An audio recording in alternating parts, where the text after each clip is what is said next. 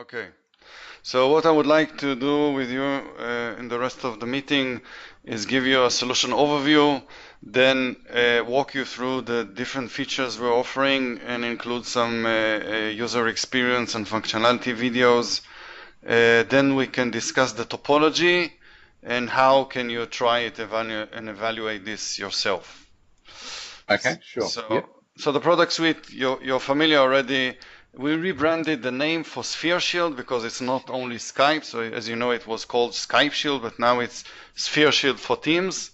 And it offers similar capabilities. So we took the same concepts and knowledge and building structure and are offering currently Ethical Wall, DLP, e-discovery, and risk engine. All these are already available.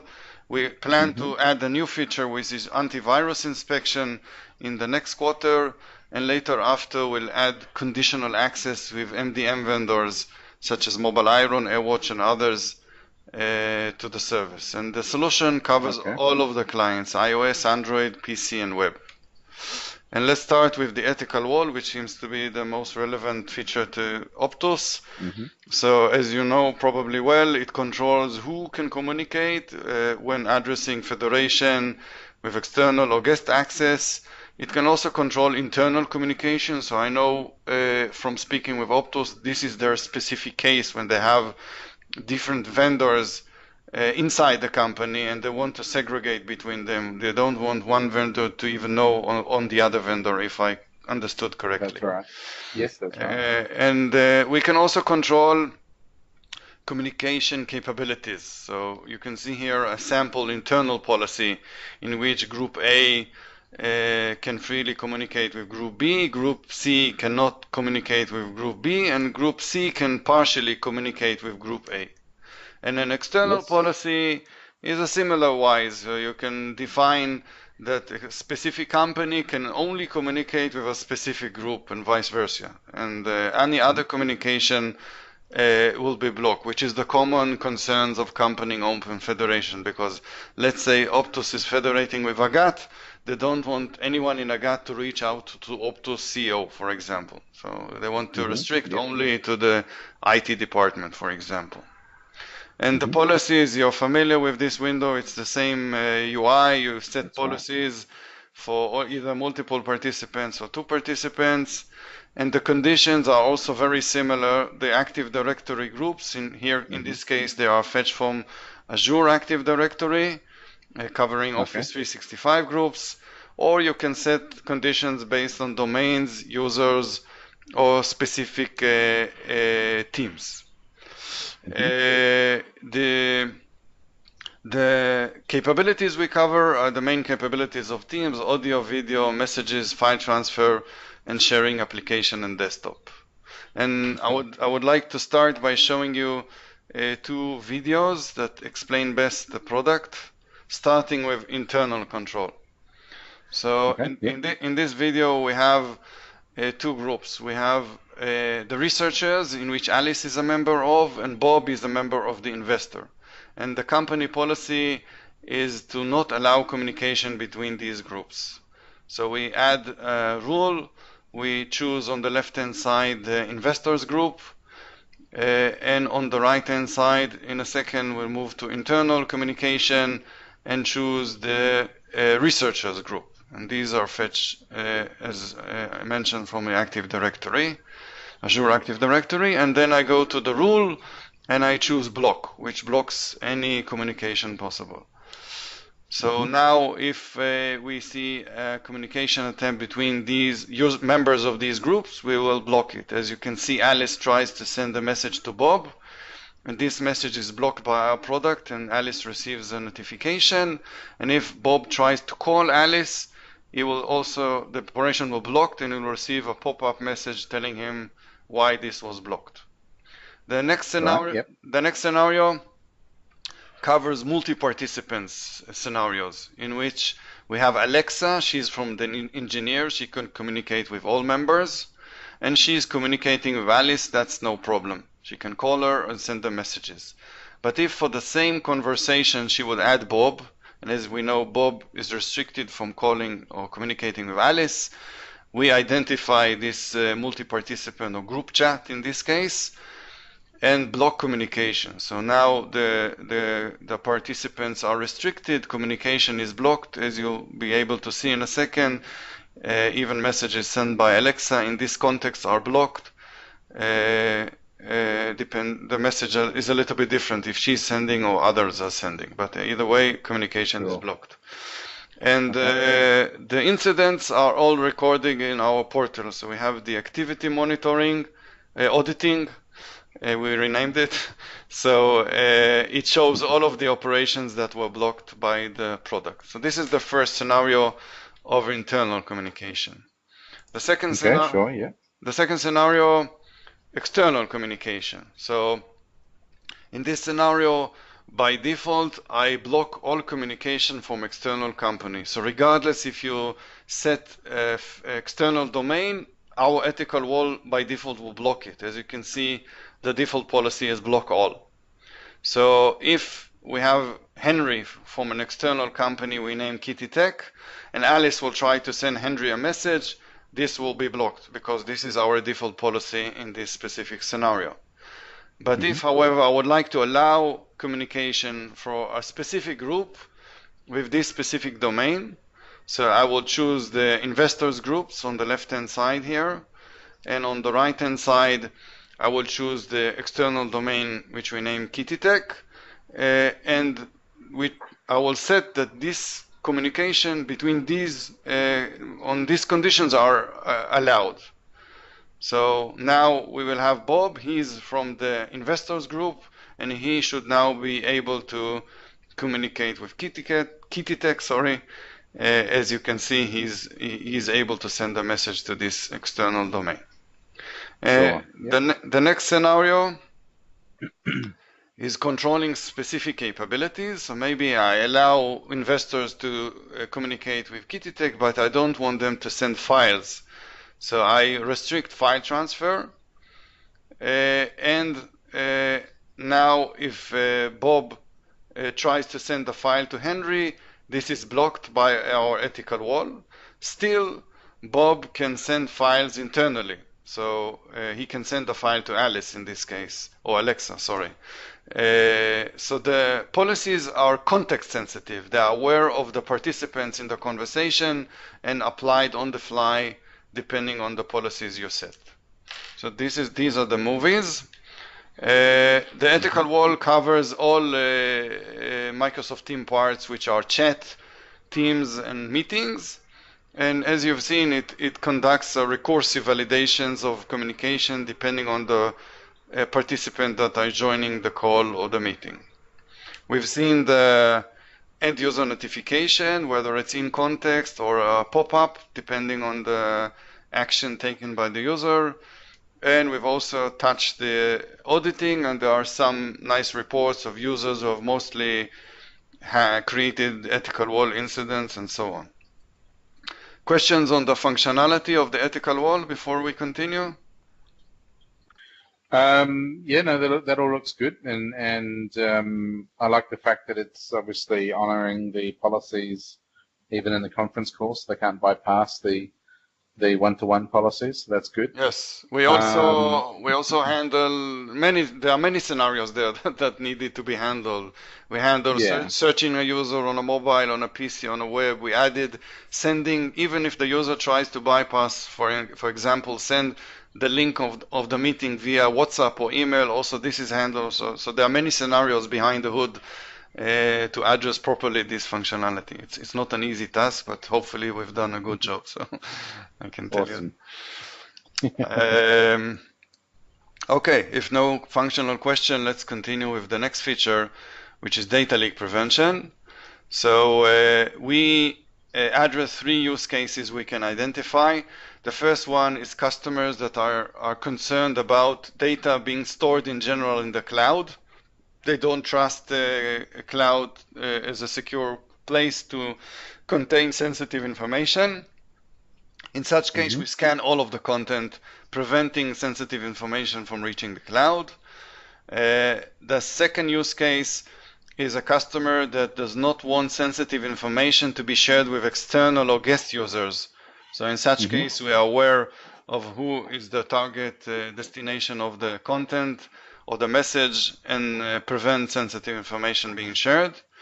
And the last use case is a customer, which is, I think, the main use case, I would think, is a customer that is already aware of data leak prevention issues or requirements and has a DLP solution, such as McAfee, ForcePoint, Symantec, Fidelis, and some others, which we support.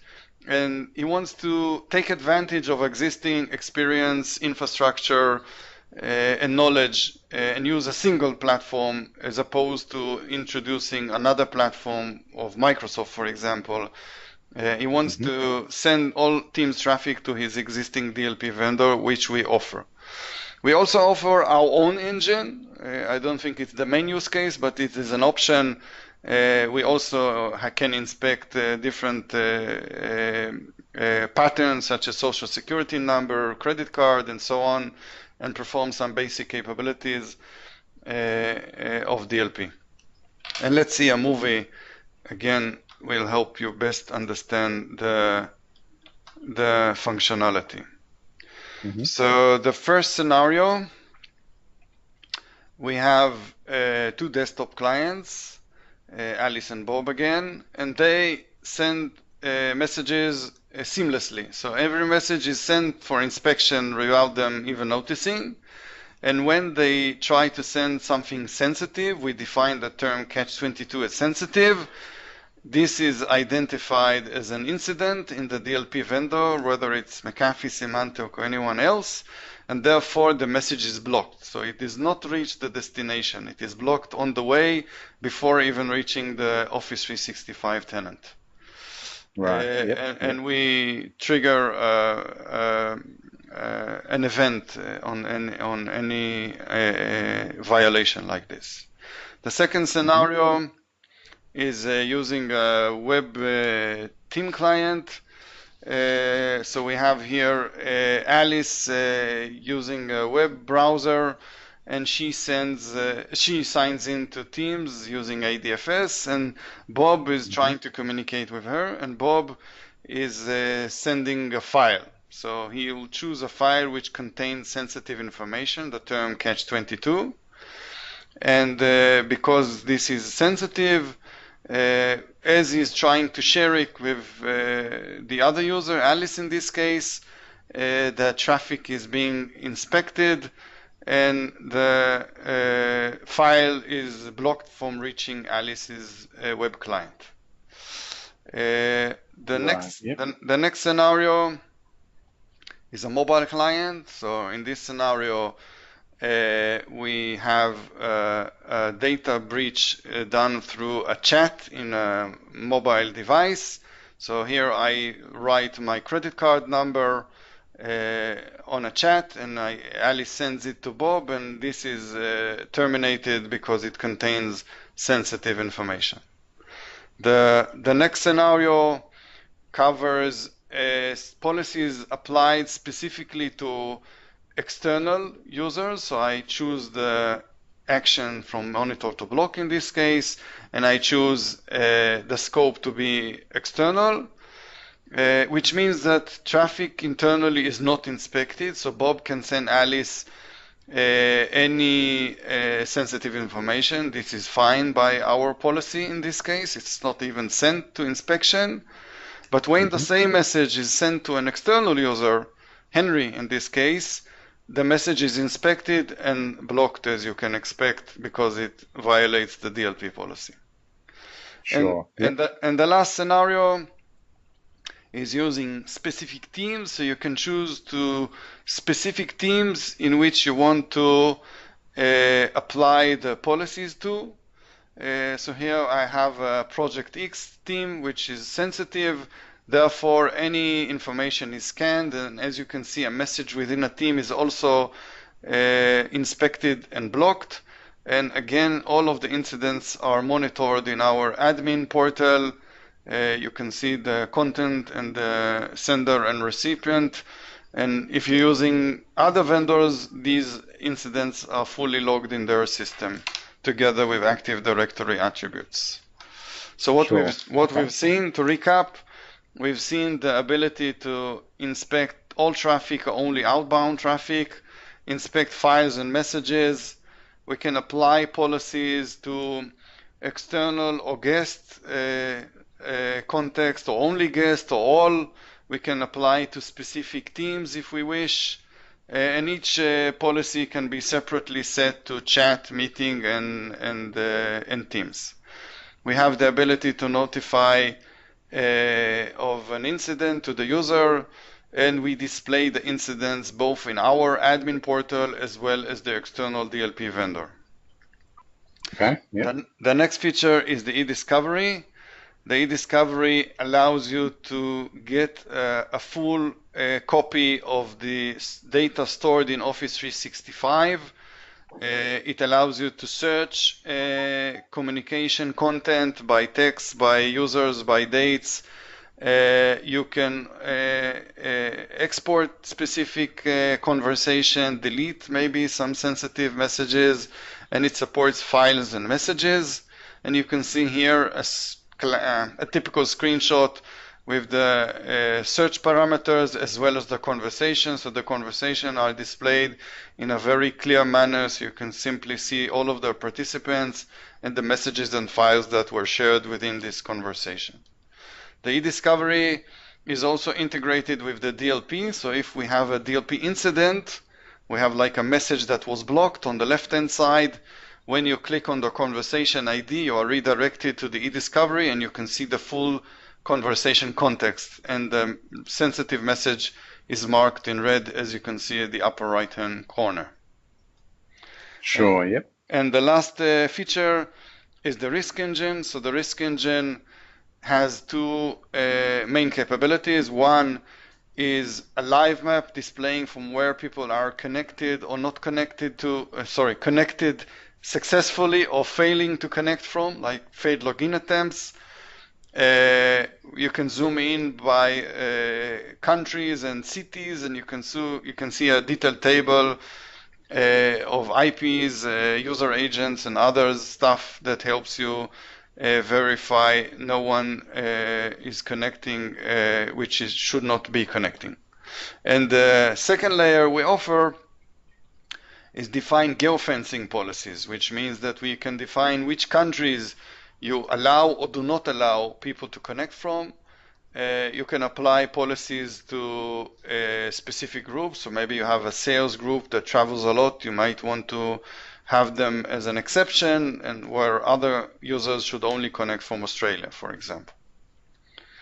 And the last security tool is cloud sessions. You can see a live report of all of the sessions that are currently alive in your system, which users are connecting, from which devices, user agent, and stuff like that.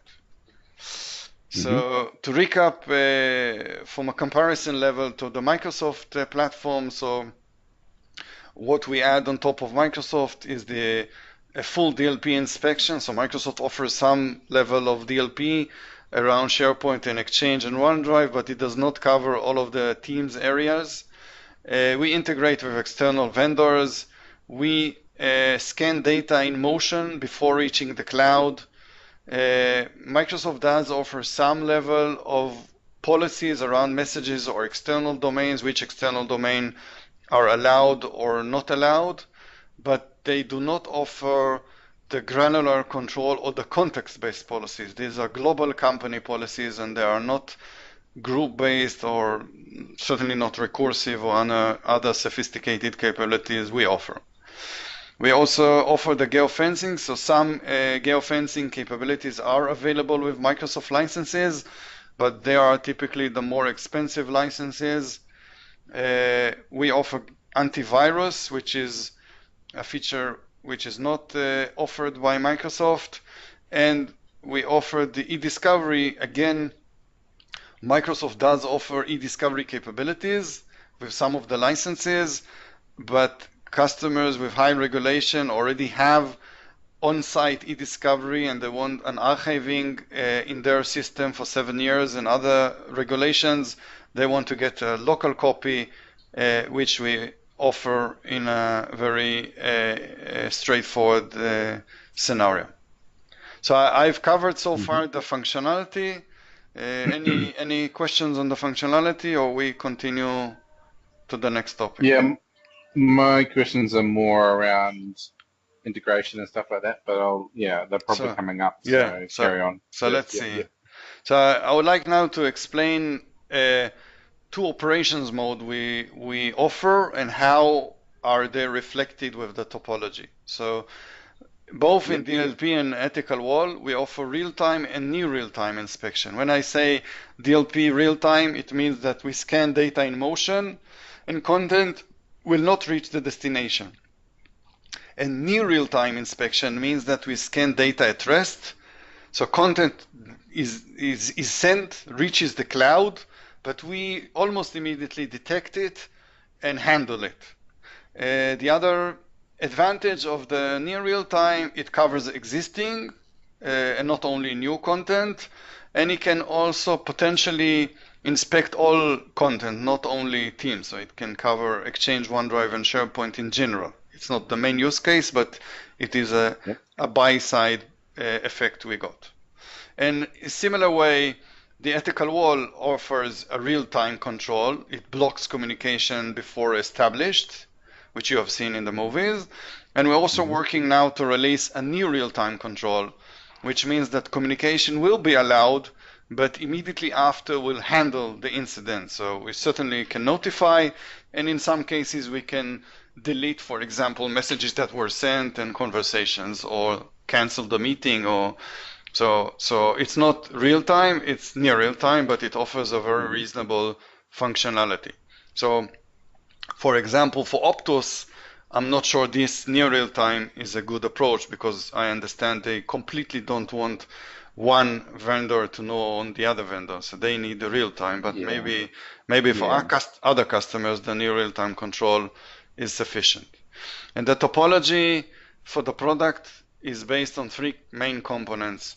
One is the portal, which you're familiar. It's the same portal with different menus, but very similar UI as you've seen. The other one is a new component. It's a service that interacts with the Microsoft Graph API for communicating and getting content and events from Office 365. And the last component is a proxy, which acts both as a forward and a reverse proxy. And let me explain when each component is needed. So the most simple deployment is using the adapter only. And this offers the near real-time DLP and antivirus, the near real-time ethical wall, the risk engine, and the e-discovery. And when the customer needs a real-time inspection and real-time ethical wall, he will need the Bastion. So the next slide show you a deployment comparison. As you can see and probably understand that integrating the proxy is a much more complicated deployment. So the real time using the proxy, so it acts as a prevent security solution as opposed to proactive of the adapter. But the downside is that on a mobile device, if mobile is relevant, you need to install an agent. This is an agent that we have developed both for iOS and Android, and install a certificate to allow actually forward proxying all of the Teams traffic to our solution. And for PC, it depends if you're using ADFS or not. If you're using ADFS, you can publish the ADFS using our Bastion, and in such case, we act as a reverse proxy, and you don't need to configure anything on a PC or a browser. But if you're not using ADFS, then you need to configure the PC with a PAC file. That's a file forwarding traffic of Teams to our solution, and install our certificate or your certificate to decrypt the traffic. Right. Yep. We plan to offer the service in two modes. One as a service, so you don't need to install anything. Each customer will have a dedicated servers. It's not a multi-tenant, separate, completely separate from security and compliance reasons and simplicity. but you also have the other options that might the customer want specifically to install all servers under his control in his servers, whether it's in the DMZ or in the cloud, Azure or Amazon. It doesn't matter to us. Sure. Yep. Yep. And at last, we have a try-it-yourself approach in which we give you access. So it has 3 steps. First of all, demonstrating the product with our users, which is done by giving you access to 3 RDP machines, pre-configured with Bob, Alice, and Jim, and credentials to an external domain, Henry in this case, that can be used from any machine. We give you access to a portal, a demo portal we have available, and we give you detailed step-by-step scenarios to demonstrate the product. I can show you here in this page. So you can get access to this here. You have detailed, all the movies I've shown you, so they are listed here as step-by-step scenarios. For example, Alice should not be able to send a message to Bob, and Jim can send a message to Alice. So you have a very step-by-step scenario. You'll also have access to credentials to the RDP and the Teams users if needed. So this is this is a try it yourself. The second phase is if you want to try it with your own user. So if you want to configure your own user from the PC, it's very easy. You simply configure a PAC file, install the certificate, and immediately you can see traffic flowing through our system and being inspected. And the last stage is a POC. If you like a POC, we can give you, build for you the servers with the 3 or relevant components. You don't need to install anything. The POC is free of charge and it is hosted within Amazon in our case. But you can just as well install it on your servers. It's up to you to take a decision. Sure. Okay. Questions, Ben? I've actually came to the end of the presentation at this point. No worries. So I'm guessing it's all the references to the PAC file are because of the HTTP signaling and Teams. So you're capturing the signaling by using the PAC file, is that right? When you're talking about when you're talking about the real-time inspection, you're right. So both the agent and the PAC file make sure that Teams traffic goes through our solution. You also need currently to configure Office 365 to allow Teams traffic to come only from our IP to avoid bypassing it. We are working on another solution. It's not yet available that will not require this configuration, but currently this is the topology. So you need to configure Office 365 to allow traffic to come only from our bastion. And to configure, I guess Optus is using ADFS, do you know? Optus, yep, that's right. So if they're using ADFS, you don't need to configure anything on the PC if you're okay with publishing the ADFS through our bastion. So you publish the ADFS, and when we identify a request coming from Teams, we change some traffic to act as a reverse proxy. So in such case, nothing needs to be configured on the PC. So the PAC file is not needed if you're using ADFS, but it is. You need to install something on your mobile device. It is challenging, I understand. You probably need an MDM solution to enroll this. Do they have an MDM solution, Optus? Yeah, Optus do. Yeah, that's right. They've got a full-blown one. Yep. Which vendor using? Are they using? Mobile Iron they're using. Okay, great. So Mobile Iron certainly does know to enroll certificates and applications. Yeah, cool. Any other questions? The servers could be hosted on-prem. They could be in Azure. They could be in AWS, wherever, right? Yeah, it's a Windows server, any Windows server, no special requirement. Obviously, it can be virtual. very straightforward. Potentially all components can be on the same machine. I would advise probably to have a separate machine for the proxy and the portal, but it's very straightforward topology. Sure. So the real time, I understand, because you're intercepting the communications between Teams client and Teams Office 365 tenant. How about with the near real time? Is that some kind of service account which is connecting to Office 365 and running scans? I didn't understand. Can you repeat? How about what? I didn't understand.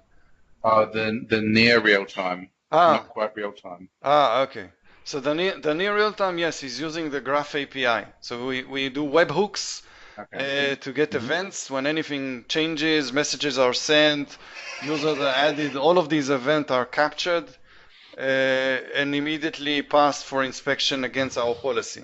So, for example, when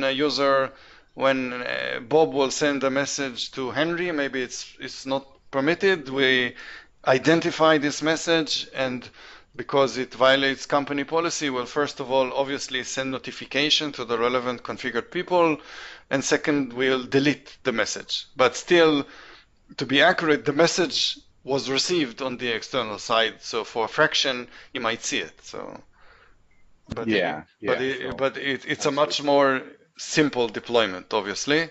And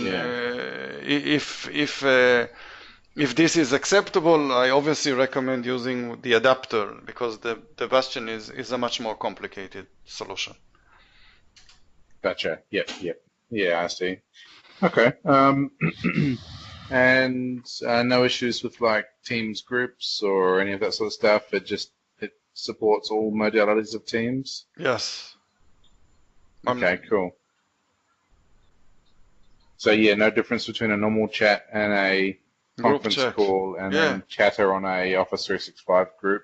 Well, everything is supported. All of the scenarios are supported. Cool. So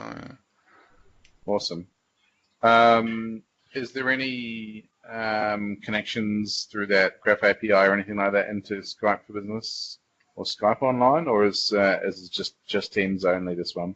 We have the adapter already works with the Skype information in Office 365. You can have a look here in the product. I'm not sure if I'm in the correct environment. 1 second. I have so many environments.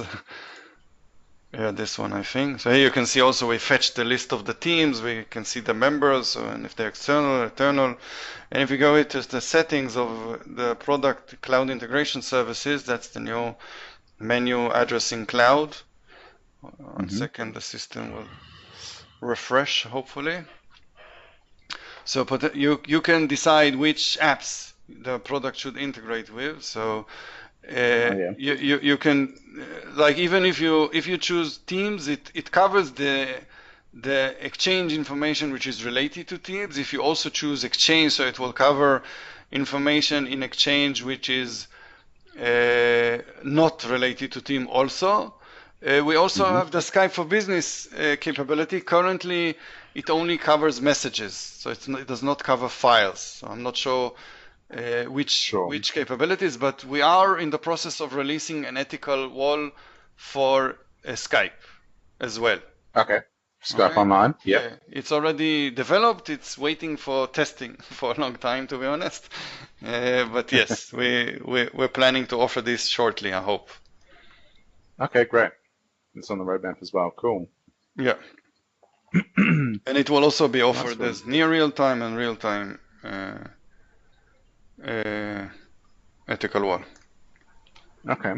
And is the pricing model with this quite similar to the on-prem pricing model as well, or? Yes, currently it's the same price list. So it's the same pricing when you're installing the servers at your location. If you would like to have it as a service, we have not finalized the pricing because we need to add to this the cost of the machines, but it will be something similar. Sure, and if it was as a service, when that's productized, you would then run those VMs in AWS again, or? Sorry, I did not understand. Can you repeat? When you're hosting those machines as Yes. a software as a service solution, Yes. that would be hosted in Amazon Web Services as well, or Currently, we're working with Amazon. If it doesn't hmm matter to us, to be honest, it's a very simple usage of the cloud. So if there's a hmm specific requirement for Azure, it's also fine. It doesn't matter. But for some historical reason, we got comfortable with Amazon, so we stay there. sure. But you have any preference? Why you ask? Oh no, it doesn't really matter. Ah, Only thinking for things like really express route or direct connect or something like that, where the routing to your servers might be impacted by like an express route circuit, for example, or Amazon Direct Connect Public or Express Route Public, for example. Yeah, but if it's only like if you're hosting just infrastructure VMs on your side, then it would probably be unaffected, I would say. mhm. Yeah. Yeah, cool. Okay. That's good, man. Definitely keen to show some of my other guys this as well. Is this recording you're gonna share this recording over as well, Sure. aren't you? Yeah, let me. I'll share the recording with you, and I'll send you Yeah. the presentation. It contains links to the movies on YouTube. We have the movies hmm as well as YouTube. Awesome. And we'll give you access to this try it yourself environment, so you can play around with the product if you like. And if you want to try it with your a lab or a customer, anything you wish, we'll be more than happy to assist. It's an exciting product for us. It's new, as you can understand, but Yeah. we believe it's nice. Yeah, nice. No, it is. And well, we don't have ADFS in our Ansys environment or our Ansys lab. That's all just AAD Connect. But Hmm. we could You, you, we you, could I you, guess can, test you both models. Yeah. Yeah, without the ADFS, no problem. You just need to configure a PAC file, so it's not a big Yeah. deal for a PC. For the mobile, is a little bit more challenging, but for PC, it's a PAC file, and you can also start with the adapter. So to start with the adapter, see that works for you, and maybe later add the Bastion and the real-time inspection. Yeah, for sure. For sure. Okay. So the PAC file would only be just for the Teams Microsoft Online URLs, Exactly. right? You can Hmm. just integrate that into an existing PAC file, right? Yes, yes. If you already Yeah, have, cool. you're using a PAC file internally, so you need to add these lines Yeah. to your PAC file. Okay. Okay. Yep, makes sense. What is your All right, usage cool. of your PAC file? You have like a forward proxy there? We have we've got a couple of chained proxies. So for any Optus websites that we need to access internally, we proxy that through we push that through a proxy we've got on-prem, and then that's changed to an Optus proxy, Hmm. and that forwards over there. So otherwise, everything else we allow direct because we've got next-gen firewalls and stuff, which just do all that on the fly. But Hmm. yeah, so it would be easy for us to modify the PAC file to add a couple of Teams URLs, for example. Yeah. Okay. Cool. I think the guys will definitely be keen on a trial. The one thing I didn't check or didn't ask, and this is not a requirement, is there any capability to block telephone numbers? Currently, yeah, it's not out of the box for sure. I recall this requirement from the Skype. Yeah. We were asked several times on this. We never got to it. If it's a strong requirement, we can look into it because we have control of the client. We see all of the traffic. So unless it goes directly through UDP, so we monitor currently only the HTTP traffic. So unless it goes directly over UDP without any HTTP signaling before, I guess we can address specific phone numbers. Like you want to block incoming, or what's the use case? Yeah, like I said, it's only a small requirement, not urgent, but Mm-hmm. it would be to block nuisance phone calls, like spam phone calls from certain numbers that are known to be spam-like, or also to block people calling like some external numbers, and maybe I don't know, maybe delegate permission to someone to be able to manage that. That's not a full administrator, for example. It's really just ideas, not a strong requirement. Yeah, it sounds to be more natural in products addressing PSTN. It sounds like they're more naturally to handle this, I Yeah, guess. yeah. When you It can be say, done in the SIP gateway already, but that's sort of seeing if it was on the yeah, roadmap. Yeah. it's not on the roadmap. When you That's said fine. you were selected as one of the direct routing providers, you mean like Optus is one of the companies providing direct routing services? That's right. That's right. Or NSYST, Optus as a whole, but Mm-hmm. primarily NSYST. So the NSYST tenants were enabled, and our tenants are different to the Optus tenants, for Mm-hmm. example. So, yeah, more specifically, NSYST was enabled as a TAP program partner for direct access, direct routing. Yeah. Mm-hmm. So if I like to have PSTN calls, I can consume your services by the service from you. Yeah, that's right. That's right. So there's a product we're still developing the full blown product, but yes, it is possible to multi-tenant direct routing right now through our SBC gateways, and we've got that set up. If most customers at the moment only require or are happy to go for pure direct routing with that's not multi-tenanted. So we do mainly do those deployments, but it's become people are getting more and more interested to not have any infrastructure on-prem. Like they don't want it. They don't even want a SIP gateway. They just want to consume it purely as a service, and that's where our productizing's heading. Why do you say, if I may ask, I'm not an expert in the PSTN, you say SIP? Is Teams using SIP? Between the so it's HTTP signaling between Teams and the Teams server, but then Teams use these PSTN servers, which are then SIP signaling between that SIP gateway and the on-prem SIP gateway. So So the Office server, the Office Teams server, communicates over SIP with your infrastructure. correct, yeah. So they have dedicated PSTN servers, which get when an outbound call or an inbound call is placed, Teams HTTP will route over to the SIP server, and then it'll be SIP breakout from there to the local on-prem gateway. Yeah. Okay. So that's fine. Like, that's all behind the scenes, the PSTN part. Yeah.